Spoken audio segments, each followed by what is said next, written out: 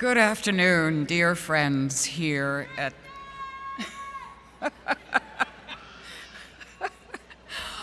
thank you so much, President Miyares, for your warm welcome, and thank you so much to University System of Maryland Regent William Shorter, Jr. for your remarks and your hospitality. Congratulations to all of you UMUC graduates, family members, friends here in College Park and around the world. Thank you also to the UMUC staff and faculty for the great work you have done in bringing this class to this moment. A study by the Associated Press reports this year, of course, as a journalist, I have to tell you something about what you may have read or may not have read in journalism. The Associated Press says that this year, for the first time in at least 20 years, commencement speakers at top colleges are women. I am thrilled to be one of those women, and thank you, UMUC, for allowing me the privilege of being part of this group. Now, for those of you who are new to the Washington area, and those of you in our global audience, may I tell you a little bit about myself and what has brought me here this afternoon. As President Miyares said, my family is an immigrant family. My parents were born and raised in the country of Guyana, South America, when Guyana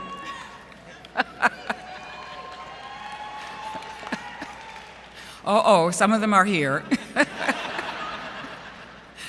When Guyana was a part of the British Empire.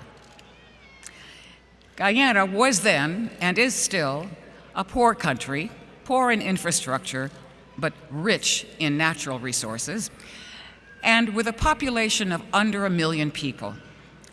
Under the British system of education at the time that my parents grew up, a comprehensive examination was given to all students when they reached the age of 13. The results of that examination determined whether a child would go on to further education, basically secondary school, or not. This test was given once a year. If a student failed the exam or could not take it for any reason, his or her formal education was over at the age of 13. There was no do-over, makeover, or come back next year. My father, whose name was Arthur, was a smart young man and would easily have passed that examination. But in 1926, when he was 13, he missed his chance because he was sick with malaria. But Arthur decided at the age of 13 he would not let the system interfere with his pursuit of knowledge. And he began that pursuit by using what we now call distance learning or distance education. In the 1930s and 40s, distance education meant correspondence courses, and correspondence courses meant by mail. Imagine what that was like for people living in an isolated place like Guyana. Somehow, my father found out about correspondence courses in electricity and mathematics given by a company in New York City. He ordered the courses, and they became the start of his lifelong pursuit of higher education. In those days also, long-distance courses meant long time. All correspondence was written and sent by boat, and boats did not keep predictable schedules. So it took months for Arthur's applications for a course to reach New York City, months for the courses then to get to Guyana, months for Arthur's homework to go back to New York City, and then for the results of the homework to be graded and shipped back to Guyana. Because of these correspondence courses, my dad was prepared in 1937 to apply for a job as an electrical draftsman with a Standard Oil company on the island of Aruba. He got the job, moved to Aruba, he got the girl, my mother, and the two of them got me and my two sisters. In Aruba, my dad continued taking correspondence courses in electronics. He learned how to build shortwave radio receivers and other electronic devices. And in preparation to buy, and then after buying one of the first automobiles in Aruba, Arthur took correspondence courses in auto mechanics and auto maintenance. I mentioned that malaria had kept my father from pursuing his education, his formal education. Malaria also left him underweight. So both in Guyana and Aruba, my dad took correspondence courses in bodybuilding and physical fitness from the Charles Atlas Company. I don't know if any of you have heard, or those of you who are old enough could remember that name. Charles Atlas was one of the first and most successful bodybuilders of the past century.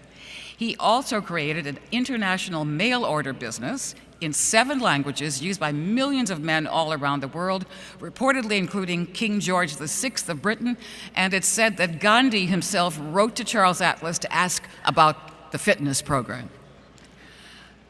My father always credited those correspondence courses with helping him build his body and his health after the ravages of tropical diseases.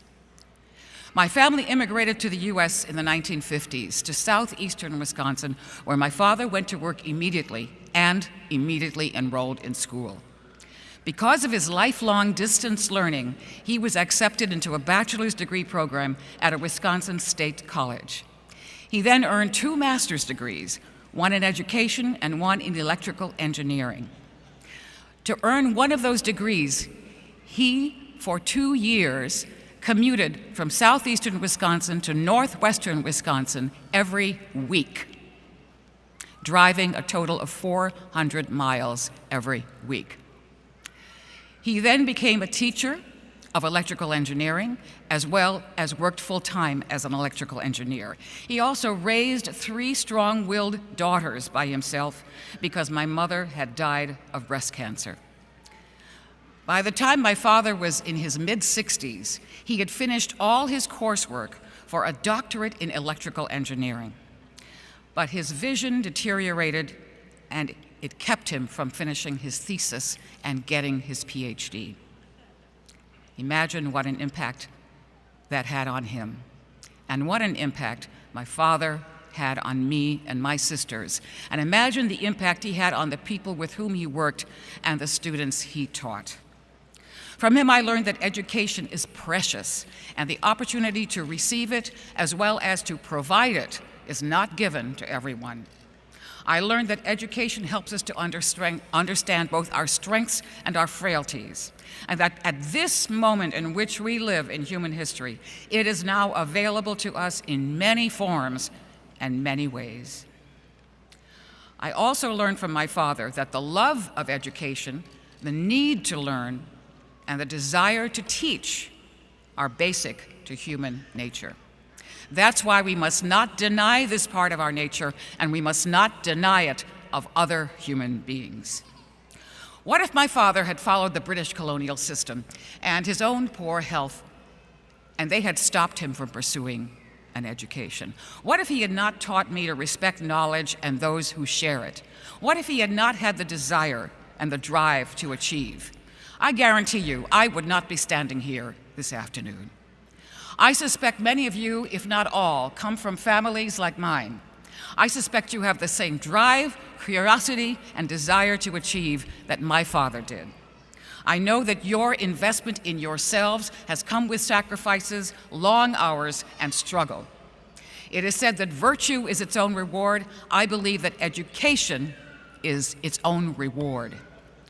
You are giving to your families, friends, and neighbors precious lessons in how to seize opportunities, to face obstacles, to pursue goals, and to reach them.